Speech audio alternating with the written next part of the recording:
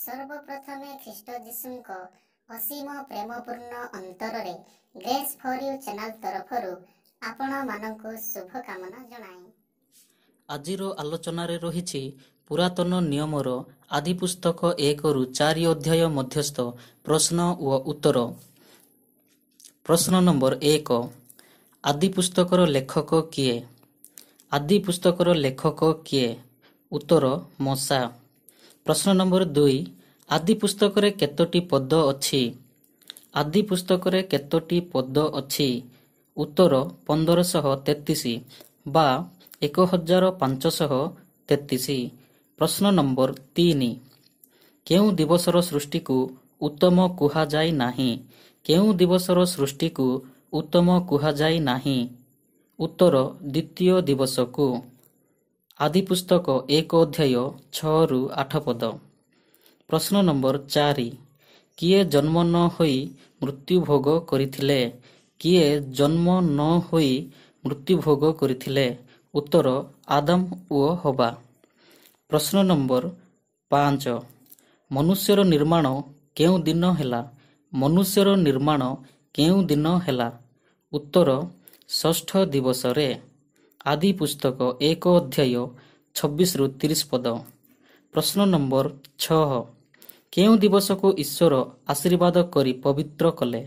କେଉଁ ଦିବସକୁ ଈଶ୍ୱର ଆଶୀର୍ବାଦ କରି ପବିତ୍ର କଲେ? ଉତ୍ତର ସପ୍ତମ ଦିବସକୁ। ଆଦି ପୁସ୍ତକ 2 ଅଧ୍ୟାୟ 7 ପଦ। ପ୍ରଶ୍ନ ନମ୍ବର 7, କେଉଁ ଉପାଦାନ ଦ୍ୱାରା ମନୁଷ୍ୟ ନିର୍ମିତ ହୋଇଥିଲା? କେଉଁ ଉପାଦାନ ଦ୍ୱାରା ମନୁଷ୍ୟ ନିର୍ମିତ ହୋଇଥିଲା? ଉତ୍ତର ଭୂମିର ଧୂଳି। ଆଦି ପୁସ୍ତକ 2 ଅଧ୍ୟାୟ 7। ପ୍ରଶ୍ନ ନମ୍ବର 8, ଏଦନ ଉଦ୍ୟାନକୁ ରକ୍ଷା ଓ ସୁସଜ୍ଜିତ କରିବା ପାଇଁ ଈଶ୍ୱର କାହାକୁ ନିଯୁକ୍ତ କଲେ? ଏଦନ ଉଦ୍ୟାନକୁ ରକ୍ଷା ଓ ସୁସଜ୍ଜିତ କରିବା ପାଇଁ ଈଶ୍ୱର କାହାକୁ ନିଯୁକ୍ତ କଲେ? ଉତ୍ତର ହେଉଛି ମନୁଷ୍ୟ। ଆଦି ପୁସ୍ତକ 2 ଅଧ୍ୟାୟ 15 ପଦ। ପ୍ରଶ୍ନ ନମ୍ବର 9, ବାଇବଲର ପ୍ରଥମ ପ୍ରଶ୍ନ କିଏ ପଚାରିଥିଲେ? ବାଇବଲର ପ୍ରଥମ ପ୍ରଶ୍ନ କିଏ ପଚାରିଥିଲେ? ଉତ୍ତର ସର୍ପ। ଆଦି ପୁସ୍ତକ 3 ଅଧ୍ୟାୟ 1। ପ୍ରଶ୍ନ ନମ୍ବର 10, ଆଦମ ଓ ହବା କ'ଣ ସିଂ ଘାଗରା ବନାଇଲେ? ଆଦମ ଓ ହବା କ'ଣ ସିଂ ଘାଗରା ବନାଇଲେ? ଉତ୍ତର ଡିମ୍ବିରି ବୃକ୍ଷର ପତ୍ର। ଆଦି ପୁସ୍ତକ 3 ଅଧ୍ୟାୟ 7 ପଦ। ପ୍ରଶ୍ନ ନମ୍ବର 11, କିଏ ଚର୍ମର ବସ୍ତ୍ର ପ୍ରସ୍ତୁତ କରି ଆଦମ ଓ ହବାଙ୍କୁ ପିନ୍ଧାଇଲେ? କିଏ ଚର୍ମର ବସ୍ତ୍ର ପ୍ରସ୍ତୁତ କରି ଆଦମ ଓ ହବାଙ୍କୁ ପିନ୍ଧାଇଲେ? ଉତ୍ତର ପରମେଶ୍ୱର। ଆଦି ପୁସ୍ତକ 3 ଅଧ୍ୟାୟ 21 ପଦ। ପ୍ରଶ୍ନ ନମ୍ବର 12, ଅମୃତ ବୃକ୍ଷ ପୃଥିବୀର କେଉଁଠାରେ ଅଛି?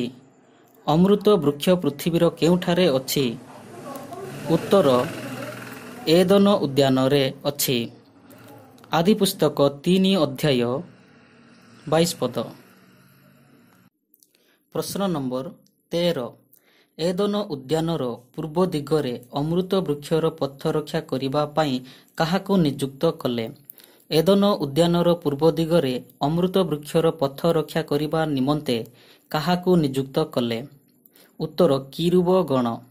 ଆଦି ପୁସ୍ତକ 3 ଅଧ୍ୟାୟ 24 ପଦ।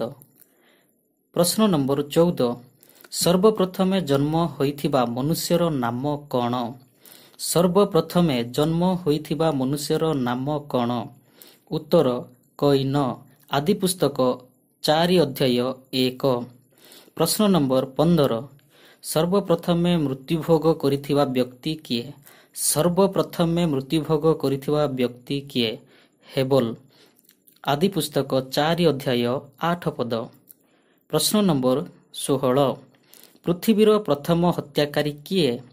ପୃଥିବୀର ପ୍ରଥମ ହତ୍ୟାକାରୀ କିଏ? ଉତ୍ତର କଇନ। ଆଦି ପୁସ୍ତକ 4 ଅଧ୍ୟାୟ 8 ପଦ।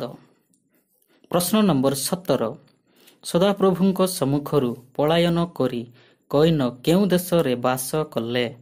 ସଦାପ୍ରଭୁଙ୍କ ସମ୍ମୁଖରୁ ପଳାୟନ କରି କଇନ କେଉଁ ସ୍ଥାନରେ ବାସ କଲେ?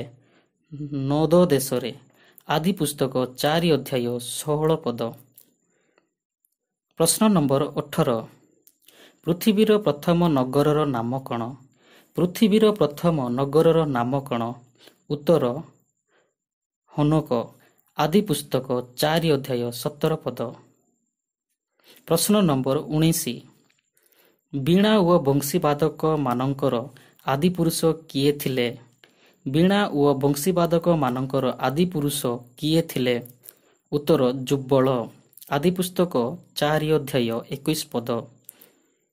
ପ୍ରଶ୍ନ ନମ୍ବର 20। ତମ୍ବୁ ନିବାସୀ ଓ ପଶୁପାଳକ ମାନଙ୍କ ଆଦିପୁରୁଷ କିଏ? ତମ୍ବୁ ନିବାସୀ ଓ ପଶୁପାଳକ ମାନଙ୍କ ଆଦିପୁରୁଷ କିଏ? ଉତ୍ତର ଜାବଳ। ଆଦି ପୁସ୍ତକ 4 ଅଧ୍ୟାୟ 20 ପଦ। ପ୍ରଶ୍ନ ନମ୍ବର 21। କାହା ସମୟରେ ମନୁଷ୍ୟମାନେ ସଦାପ୍ରଭୁଙ୍କ ନାମରେ ପ୍ରାର୍ଥନା କରିବାକୁ ଲାଗିଲେ? କାହା ସମୟରେ ମନୁଷ୍ୟମାନେ ସଦାପ୍ରଭୁଙ୍କ ନାମରେ ପ୍ରାର୍ଥନା କରିବାକୁ ଲାଗିଲେ? ଉତ୍ତର ଇନୋସ୍। ଆଦି ପୁସ୍ତକ 4 ଅଧ୍ୟାୟ 26 ପଦ। ଧନ୍ୟବାଦ। ଯଦି କୌଣସି ତ୍ରୁଟି ହୁଏ ତେବେ ଆପଣ ଏବଂ ଖ୍ରୀଷ୍ଟ ଯୀଶୁ ତଥା ପରମେଶ୍ୱର ଆମ୍ଭମାନଙ୍କୁ କ୍ଷମା କରନ୍ତୁ। ଆମେନ୍।